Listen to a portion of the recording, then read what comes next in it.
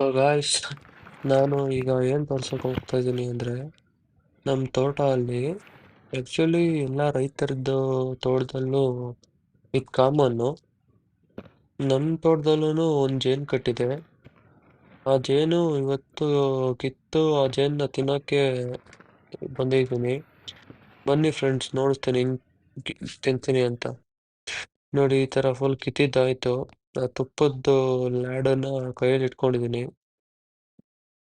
ಅದನ್ನ ಹಂಗೆ ಕಚ್ಕೊಂಡು ತಿಂತಾ ಇರೋದು.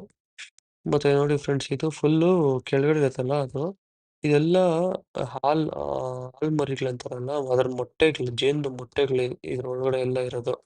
ನೋಡಿ, ಇಲ್ಲಿ ವೈಟ್ ವೈಟ್ ಇದೆಯಲ್ಲ, ಅದೆಲ್ಲ ಜೇನ್ದು ಲಾರ್ವಾ, ಹನಿಬಿದು ಲಾರ್ವಾ. ಮತ್ತೆ ಹನಿಬಿ ಎಲ್ಲ ಇದೆ ನೋಡಿ ಇದ್ರ ಕಡೆ ಎಷ್ಟಿದೆ, ಯಾವ ತರ ಇದೆ ಕಾಲೋನಿ.